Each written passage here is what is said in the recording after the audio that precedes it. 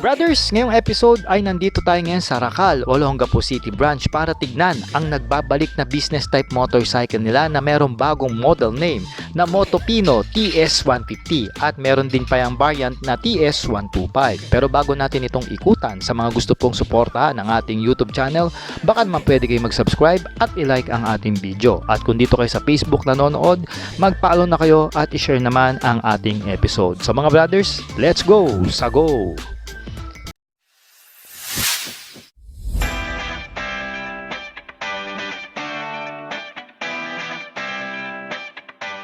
Mga brothers, available na sa Shopee ang ating riding jersey at iba pang mga riding gears na ginagamit natin. Nandyan yung link sa gilid ng video. Let's go! Sa go!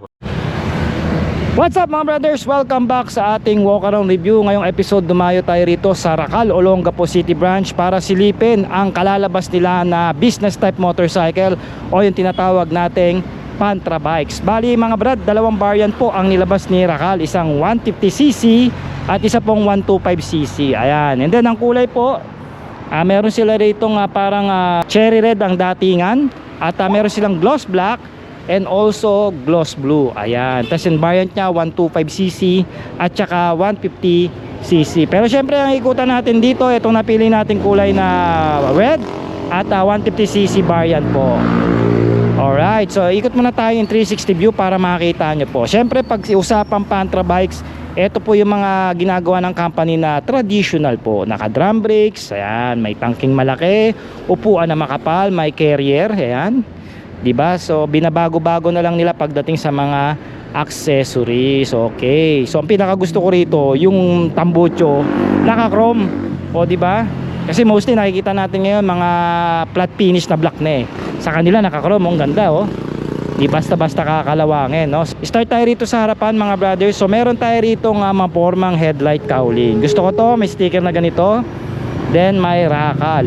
Ang gusto ko sa kanya, kahit naka halogen lamp siya mga brad, pero dalawa yung kanyang ilaw. Ayan oh.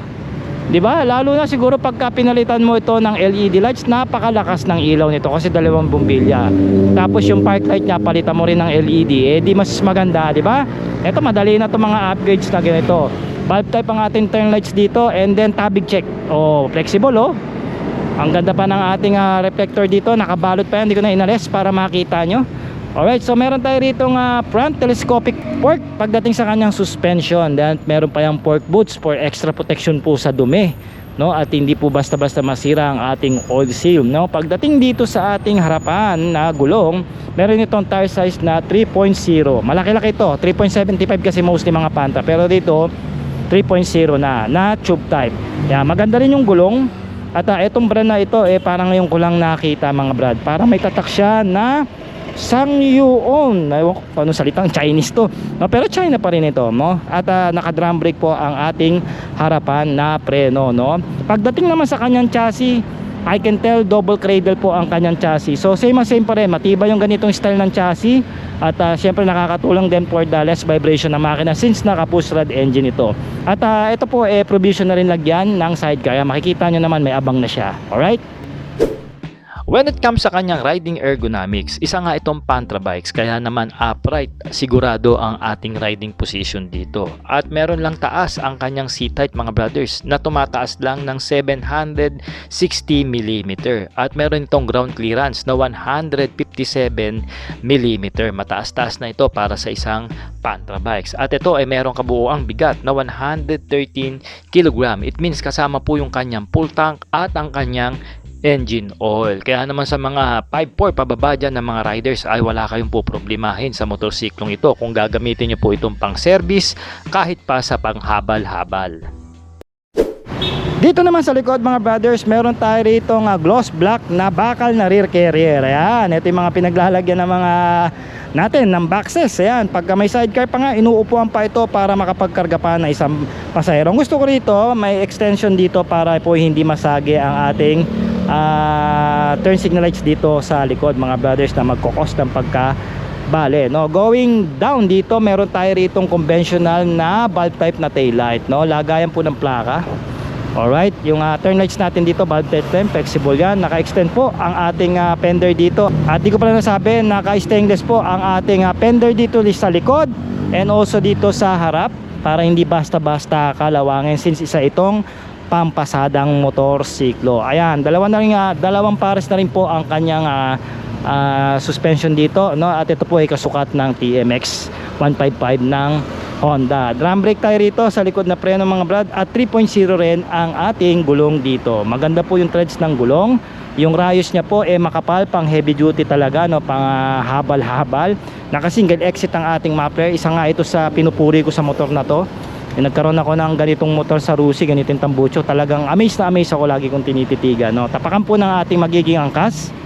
Ayan, makapal-kapal at heavy duty. Same din po dito sa ating rider. Okay, so lipat tayo rito sa kadena. Ayan, meron po itong 428 heavy na chain set at 45 teeth din po ang kanyang rear sprocket dito. Alright.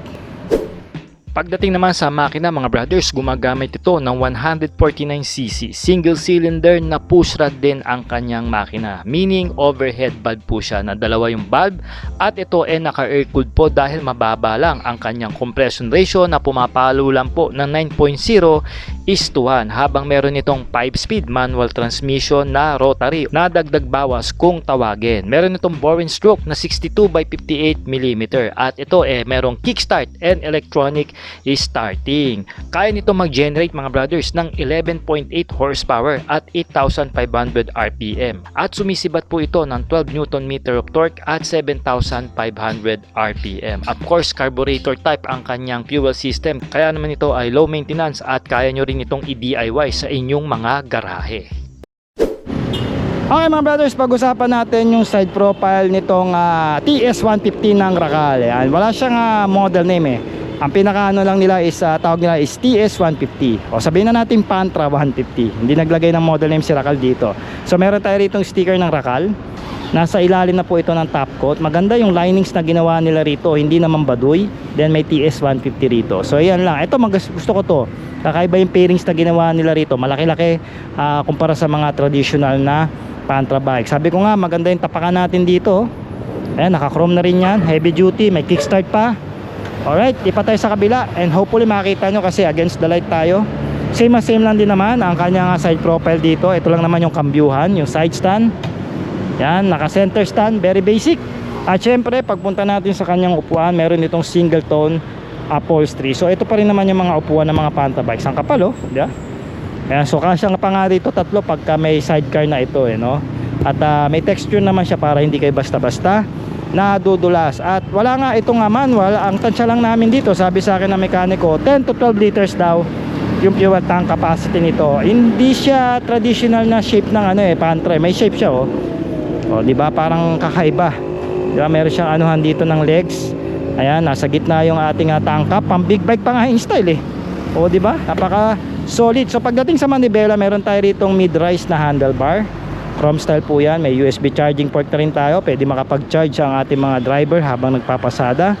Then meron tayo ritong standard na switches. Yan mga brad. Pundidong bakal yan. Yung horn, left and right, low beam, high beam. Ayan. Non-adjustable po yung mga levers natin. May cover pa yan. Okay, dito sa kabila may hazard switch, electronic starting, and then yung ating patayan ng headlight. Pagka Pantra bikes mga brothers, yung ating handle grip po is matigas. Ayan. So pwede nyo itong lagyan ng wrap o palitan kung natitigasan kayo. Kaya yung mga driver natin dyan talaga makakaalyo. Okay, so pagdating sa gitna meron tayong standard ignition. Alright, so same lang din naman ito ng analog meter ng Rusi, no? Meron dito ang logo ng Racal, left and right, neutral indicator, high beam indicator, speed meter, odo, tsaka gear indicator up to 5 speed. Siyempre wala siyang fuel meter mga brad, sisilipin nyo na lang yan. Alright. Meron nga ito mga brothers na updated SRP ngayong taon na 49,108 pesos. At kung gusto nyo po itong kunin sa ating online financing, meron po itong minimum down payment na 7,366 pesos. And for 3 years mga brothers, meron kayo ditong monthly na 2,162 pesos. At rebated na po yan mga brothers on the wheel. Sa mga gusto pong kumuha ng motor na ito, especially sa mga gusto mag-apply ng online, maaari po kayo mag-PM sa ating Facebook page. Yan po ang Sork Moto o kaya naman mag-call and text sa ating cellphone number para ma-assist po kayo. At syempre pa mga brothers, mag-comment naman kayo ng yes kung nagustuhan nyo po itong bagong business type ng Racal Moto Pino. Ito nga yung si TS150. At syempre, i-comment nyo na rin kung saan ang inyong location para alam ko kung saan nakakarating ang ating video. At once again, ako po si Sork Moto, ang inyong ahente pagdating sa motorsiklo. Alright.